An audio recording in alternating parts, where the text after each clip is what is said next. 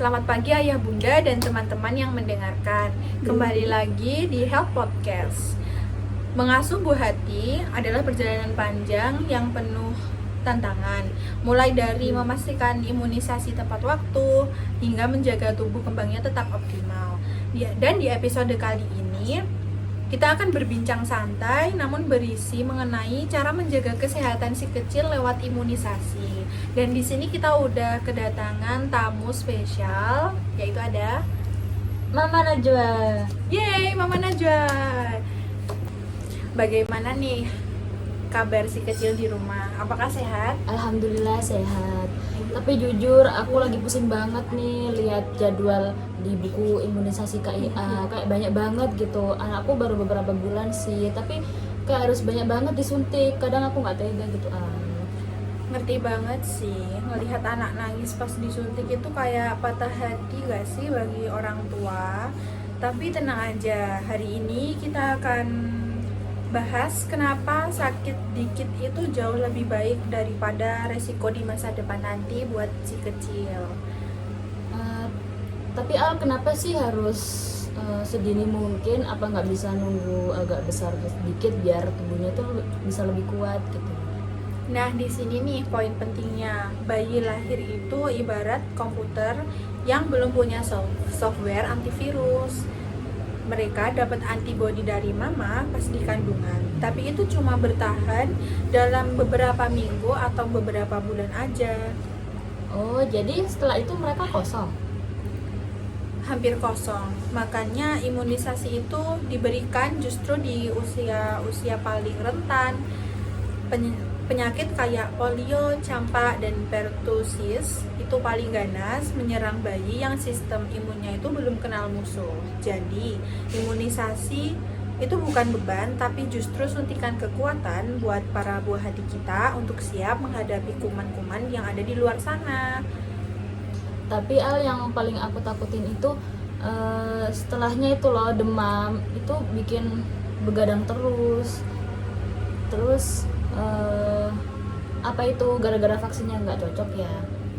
Sebaliknya sih ya Mama Najwa, kalau kayak gitu itu ketika si bayi demam ringan dan agak rewel setelah divaksin itu tandanya tubuhnya itu lagi belajar.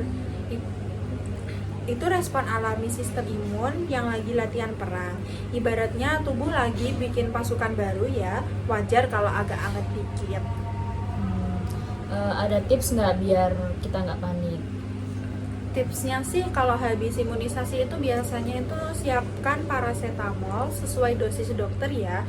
Kasih ASI juga supaya bayinya itu terhidrasi. Dan yang paling penting adalah pelukan. Soalnya skin to skin itu obat penenang paling ampuh buat para bayi setelah imunisasi. Jadi tuh mereka itu kayak ngerasa aman gitu di pelukan orang tuanya. Kalau misal jadwalnya terlewat karena anak lagi batuk pilek pas hari H itu gimana ya?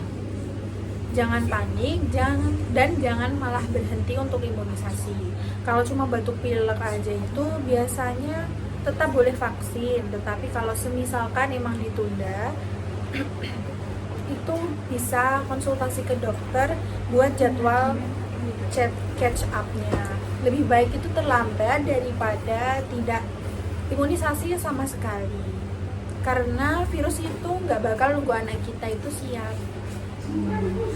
Oke, aku jadi lebih tenang nih sekarang. Ternyata jadwal yang padat itu emang buat jagain dia dari masa paling krusial ya. Tepat banget.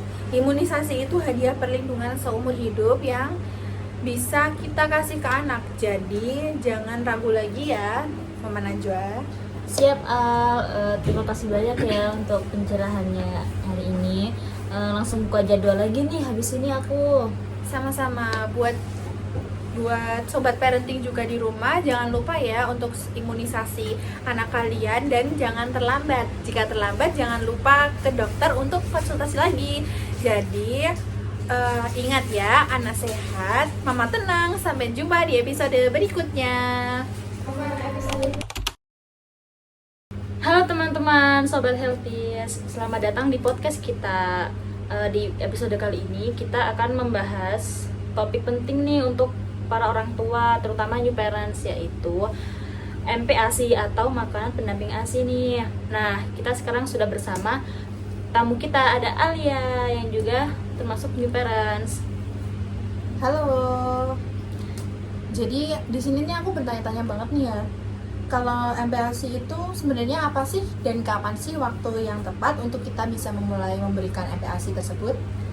Nah, MPASI sendiri adalah makanan pendamping ASI yang diberikan kepada bayi mulai usia 6 bulan. Di usia ini kebutuhan nutrisi bayi sudah meningkat nih dan nggak bisa dipenuhi hanya dari ASI saja. Selain itu, sistem pencernaan bayi juga sudah lebih siap menerima makanan. Berarti tidak disarankan ya memberikan MPASI itu sebelum 6 bulan. Betul, karena jika terlalu dini bisa meningkatkan risiko gangguan pencernaan. Dan sebaliknya, jika terlambat juga bisa menyebabkan kekurangan nutrisi. Nah, untuk orang tua yang baru mulai kayak aku nih, makanan seperti apa yang sebaiknya diberikan untuk pertama kali kepada bayi itu? Awalnya kita bisa mulai dari tekstur halus seperti pure atau bubur yang disaring. Yang penting adalah makanan tersebut mengandung gizi seimbang seperti karbohidrat, protein, lemak, serta vitamin dan mineral. Sering banget nih para orang tua itu fokus ke karbohidrat aja, seperti bubur nasi, padahal kan ada yang lain ya. Iya, benar sekali. Protein, terutama protein hewani seperti telur, ayam, dan ikan, itu sangat penting untuk pertumbuhan otak dan tubuh bayi. Jadi MPASI sebaiknya tidak hanya bubur polos. Menarik banget. Nah, bagaimana sih cara memperkenalkan makanan baru ke bayi itu? Nah, disarankan menggunakan metode satu persatu.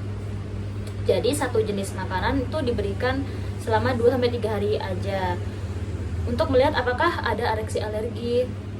Jika udah nggak ada masalah, baru bisa mencoba makanan yang lain. Itu hal yang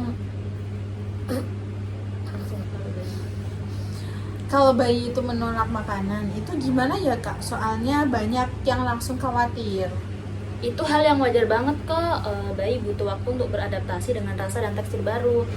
Yang penting orang tua tetap sabar dan tidak memaksa. Ciptakan suasana makan yang menyenangkan juga. Berarti proses MPASI ini juga bagian dari belajar ya, bukan cuma soal makanan aja. Betul banget, ini juga melatih kemampuan sensorik dan motorik bayi. Terakhir nih Kak, ada tips singkat untuk orang tua agar MPASI berjalan dengan baik? Pastikan makanan yang diberikan bervariasi, bergizi seimbang, teksturnya sesuai usia, dan tetap menjaga kebersihan makanan.